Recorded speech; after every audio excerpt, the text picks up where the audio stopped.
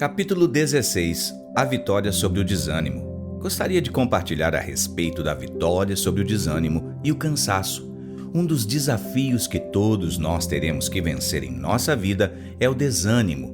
Quando eu falo de desânimo, estou me referindo àquela sensação de prostração que tira todo o prazer da vida. As coisas continuam acontecendo ao seu redor, mas você simplesmente se torna indiferente a tudo. O desânimo vem quando as batalhas se tornam mais longas do que esperávamos. As dificuldades parecem demasiadamente grandes. Você tem se esforçado, mas parece que nada acontece.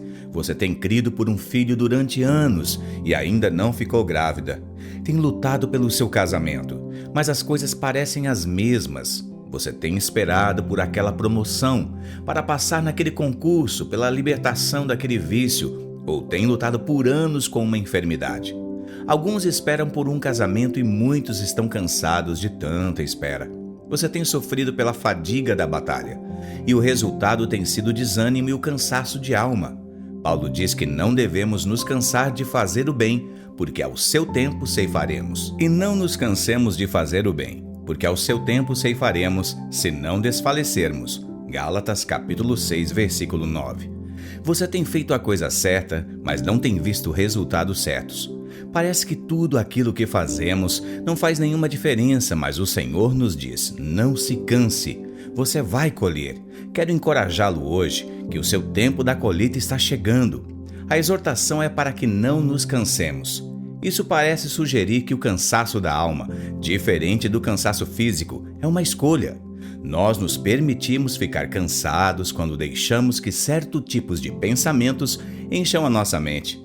Por que haveríamos de nos cansar de fazer o bem, de fazer a coisa certa? Certamente é porque não vemos o resultado esperado, não vemos a colheita de nossa semeadura. Todavia, Paulo diz que não devemos nos entregar ao cansaço, pois certamente ceifaremos se não desfalecermos.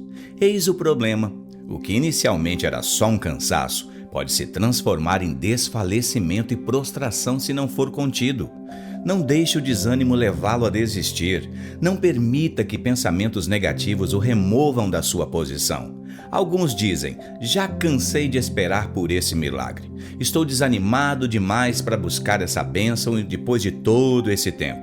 Se você permitir que esses pensamentos encham a sua mente, você se tornará ainda mais desanimado, cansado e desencorajado. O desânimo não vem automaticamente, mas entra quando abrimos nossa mente para ele. Isso é o que Davi estava enfrentando em 1 Samuel capítulo 30. Ele estava fazendo a coisa certa, mas o resultado ruim veio sobre ele de repente. O profeta Samuel o havia ungido para ser rei quando ele tinha em torno de 17 anos. Cerca de 13 anos haviam se passado e Davi ainda estava perambulando no deserto sem destino certo. Um dia, Davi e 600 homens que o seguiam voltaram de uma batalha e encontraram sua cidade destruída. Todos os seus bens haviam sido queimados ou roubados e suas esposas e filhos haviam sido levados pelo inimigo. Esse certamente foi o momento mais triste da vida de Davi. Sucedeu, pois, que chegando Davi e seus homens ao terceiro dia a Ziclag, já os amalequitas tinham dado com ímpeto contra o sul Ziclag e a esta ferido e queimado. Tinham levado cativas as mulheres que lá se achavam, porém a ninguém mataram, nem pequenos nem grandes. Tão somente os levaram consigo e foram seu caminho. Davi e seus homens vieram à cidade, e ei-la queimada, e suas mulheres, seus filhos e suas filhas eram levados cativos. Então Davi e o povo que se achava com ele ergueram a voz e choraram até não terem mais força para chorar. Também as duas mulheres de Davi foram levadas cativas, Ainoã, a Jezreelita, e Abigail, a viúva de Nabal, o Carmelita. Davi muito se angustiou, pois o povo falava em apedrejá-lo, porque todos estavam amargurados, cada um por causa de seus filhos e suas filhas. Porém Davi se reanimou no Senhor, seu Deus. Disse Davi a Abiatar, o sacerdote, filho de Aimeleque: traz-me aqui a estola sacerdotal. E Abiatar o trouxe a Davi. Então consultou Davi ao Senhor, dizendo: perseguirei eu o bando? Alcançá-lo-ei? Respondeu-lhe o Senhor: persegue. o porquê de fato alcançarás e tudo libertarás. 1 Samuel capítulo 30, do versículo 1 ao 8. Davi ainda não era rei e, embora Deus tivesse prometido por intermédio do profeta Samuel que um dia ele seria o rei, as circunstâncias estavam fazendo parecer que essa promessa poderia nunca acontecer. O profeta Samuel havia morrido e Saul ainda era o rei. Controlado pelo medo e pela inveja, Saul perseguiu Davi por anos seguidos. Os capítulos anteriores mostram Davi fugindo e escondendo-se junto com 600 homens que se juntaram a ele. Davi organizou esse grupo de desajustados em uma força de batalha chamada Valentes de Davi. O estresse e a pressão de tudo isso o levaram ao fundo do poço. Em desespero, ele deixou Israel e foi procurar abrigo entre os filisteus. Inacreditável foi quando a crise bateu. Davi decidiu voltar para Ziclag, onde ele havia deixado sua família e os seus homens. Quando chegaram, encontraram a cidade destruída e suas esposas e filhos haviam sido levados pelo inimigo. O que produz o desânimo? Nos versos 4 a 6, vemos o tipo de atitude que produz desânimo e desencorajamento. Podemos ver 3 atitudes. Letra A, reação de desespero.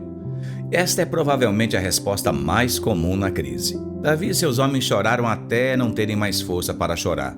É absolutamente normal chorar, ainda mais em situações assim, mas não podemos nos deixar sobrecarregar pelo desespero. Isso drena toda a nossa energia. Depois de um tempo de desespero, nossas forças se esvaem. Se alimentarmos o desespero, ele pode se tornar autopiedade, então o desencorajamento tomará conta do nosso coração. Letra B, procurar alguém para culpar. É tudo culpa de Davi. Ele é o líder. Ele deveria ter planejado melhor suas ações, porque ele não deixou um grupo para guardar nossas coisas enquanto saímos para a batalha. Culpar os outros é uma manifestação de justiça própria, pois como eu sou muito bom, eu não mereço isso. Esse problema só pode ter acontecido por culpa do outro. Depois que o homem caiu, a primeira coisa que ele fez foi procurar um culpado. Adão disse: "A mulher que tu me deste, ela me deu o fruto." Se Deus deu a mulher, logo ele é o culpado. Quando entramos nesse jogo, no fim culpamos o próprio Deus. Letra C, encher-se de raiva e amargura. No fim, toda amargura é contra Deus. Pensamos que não merecemos sofrer porque somos bons. Logo, Deus é injusto por permitir o nosso sofrimento.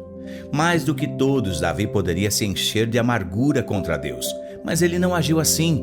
Por muitos anos, seus irmãos olharam para ele com desprezo. Ele poderia ter se enchido de tristeza e rancor, mas em vez disso, foi cuidar do rebanho do seu pai.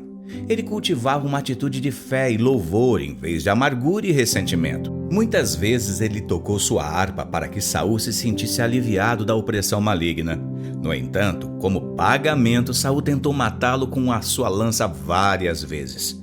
Ele poderia ter se sentido frustrado, pois estava fazendo o bem, mas recebeu o mal como resposta. Ele poderia ficar facilmente desencorajado e desanimado, mas continuou apenas louvando ao Senhor. Quando ficamos todo o tempo pensando em quão injusta é uma situação, perdemos a nossa força e logo nos tornamos desanimados. Não estou dizendo que você nunca deveria ficar desanimado. O desânimo virá muitas vezes em sua vida. Apenas não permita que ele tome conta do seu coração. Não deixe que a fadiga da batalha o afaste da vitória. Não pare de sonhar. Você está mais perto da bênção do que imagina. Reanime-se no Senhor. Davi estava deprimido e desencorajado.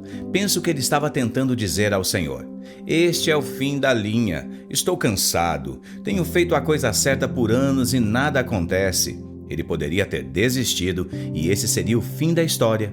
Ele nunca teria chegado ao trono. Todavia, em vez de desistir, a Escritura diz que ele se reanimou no Senhor seu Deus. Então levantou-se em fé enquanto os outros reclamavam e se enchiam de amargura. Davi se encheu da força do Senhor. Abra sua boca hoje e confesse que maior é aquele que está em você do que aquele que está no mundo. Declare que você é forte no Senhor. Você é ungido e capacitado de forma sobrenatural para a peleja da batalha da fé. Quando você fala da maneira correta consigo mesmo, a coragem se levanta, a visão é alargada e o ânimo é recobrado. Vista-se com vestes de justiça. A segunda coisa que Davi fez foi pedir que lhe trouxessem a estola sacerdotal. Esta era uma peça de roupa do sacerdote, uma túnica feita de linho. O linho é um símbolo da justiça de Cristo. Hoje somos os sacerdotes reais e estamos vestidos com essas vestes de justiça. Quando rejeitamos toda a justiça própria e nos vestimos com a justiça de Cristo pela fé, podemos vencer toda a oposição do diabo. Quando abrimos nossa boca e confessamos que somos justiça de Deus em Cristo, somos habilitados para ouvir a direção do Espírito que nos conduz à vitória. Sua vitória está à porta. Como Davi, você pode estar lutando há muito tempo e a tribulação o levou ao cansaço e a um profundo desencorajamento, mas você deve se lembrar de que o propósito de Deus não mudou e a sua promessa vai se cumprir em sua vida como se cumpriu na vida de Davi. Davi não apenas recobrou o ânimo, como perseguiu o inimigo e o trouxe de volta tudo o que ele havia roubado. Além das famílias, ele trouxe ainda muito despojo de guerra. Entretanto, o mais impressionante é que, 3 dias depois, o rei Saul morreu em batalha, e alguns dias depois, Davi foi levantado como rei de Israel. Isso foi aproximadamente 13 anos depois que ele foi ungido por Samuel. Quando Davi enfrentou sua maior luta, foi o momento em que ele estava mais próximo de ver o cumprimento da sua promessa. Quando tudo parecer se levantar contra você, saiba que sua promessa está às portas. Permaneça firme. Esse é o sinal de que sua vitória está próxima. Quando enfrentamos uma luta por muitos anos, é fácil ficar desanimado e cansado da vida. Não se canse de fazer o bem, a coisa certa. O seu tempo da colheita está chegando, não desfaleça.